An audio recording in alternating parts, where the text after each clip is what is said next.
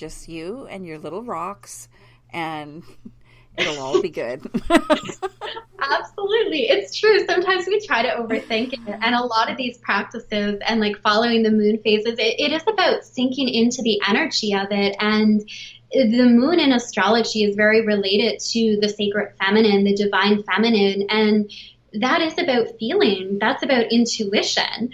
So whether you're creating those crystal grids or setting those intentions, especially like we're working with the Capricorn full moon, this full moon, but we are in Cancer season. So the sun is in Cancer right now. And this is a great time to enhance spiritual gifts, enhance your intuition, connect with the wisdom of your feelings and your body and allowing that to guide you. Like we have so much wisdom within us. And if somebody in their chart, it's funny, like if someone has a lot of air elements in their chart, which is very much ruled by the intellect, sometimes it's hard to sink into that, the feeling, and allow that guidance to take over because they logically want to understand everything. And of course, there's so much beauty in that as well. There's so much strength in that. And that's where it just comes back to kind of knowing our unique energies as well and what we're working with, and knowing when to allow our intuition to lead the way and when to allow the intellect to step up, and where we are on our journey and what we may need to strengthen within ourselves. Yeah, like such great advice there. Like just amazing.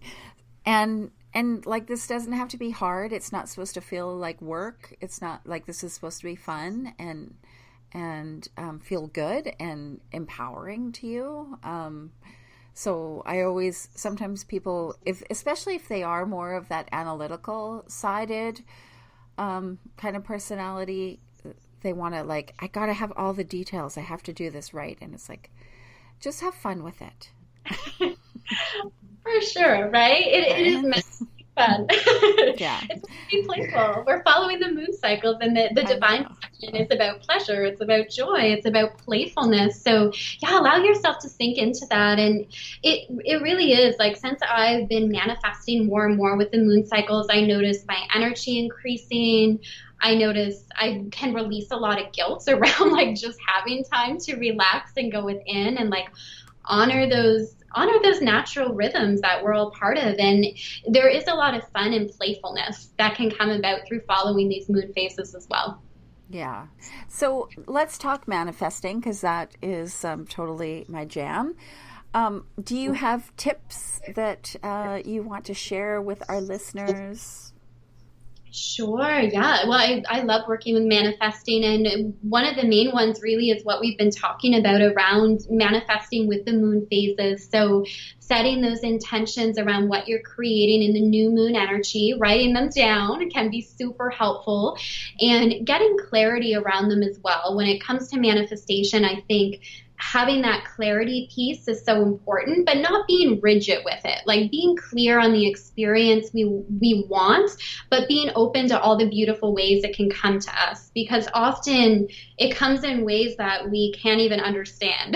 Like it can come in so many beautiful, unexpected ways. So working with the new moon energies to set those intentions, get that clarity, again, make sure you're connecting with like your true soul level desires. So not superficial manifestation based on what society says you should want, or other coaches say this is what you should want, but what you truly want on a deep level.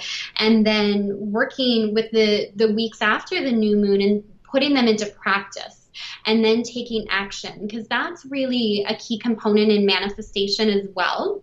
We've talked a lot about the energy side of it, which is key because the energy behind our actions speaks so much louder than the actions itself. But there is a time, here on the earth plane, of course, we have to take action to make things happen. So you do want to make sure you're taking inspired action and you're taking your creative ideas and you're putting them into practice. Especially as like entrepreneurs too, it's so important if we get a creative idea that we're applying it and we're not sitting on it for too long. Like we want to build that momentum, getting in flow.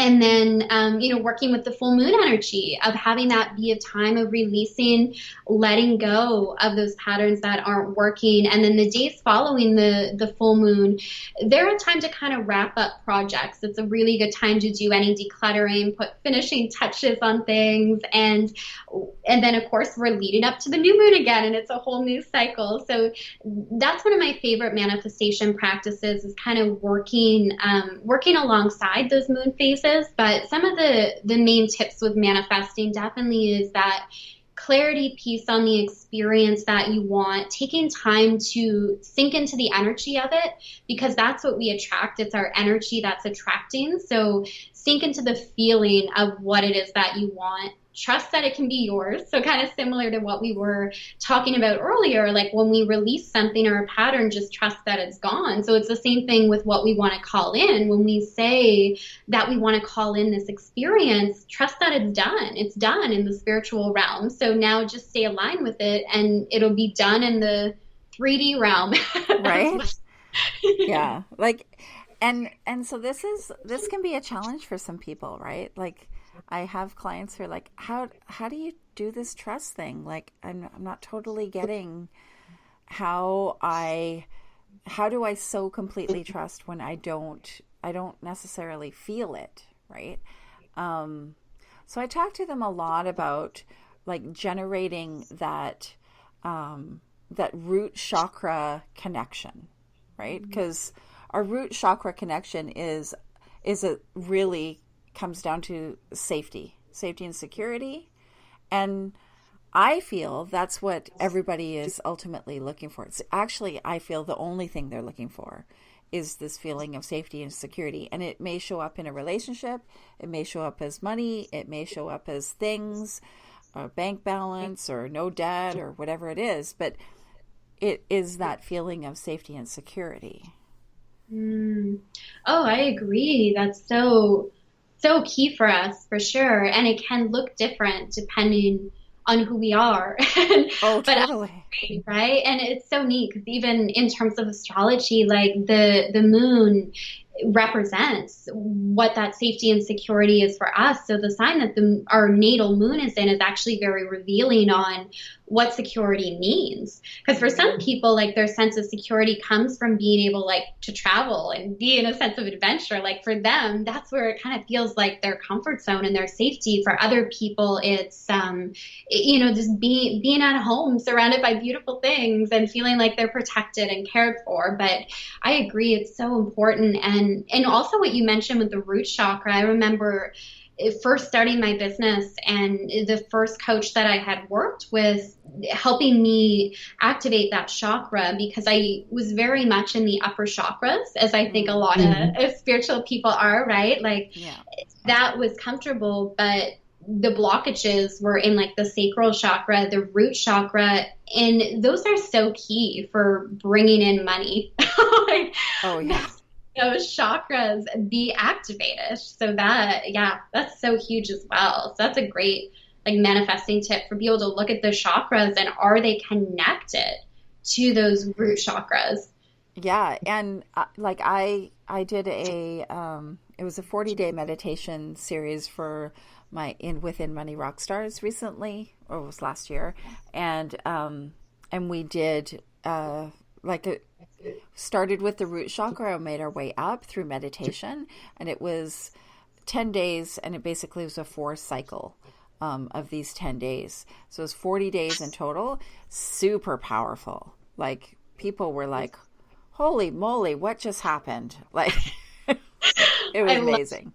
It would be super powerful, right? Like activating those energy centers it's so key, because again with manifesting, like it's our energy, and if there's a block in those chakras, that's going to manifest in our actions that we take as well, or block us from receiving what's already there. So it makes such a difference when we do that energy piece. Totally.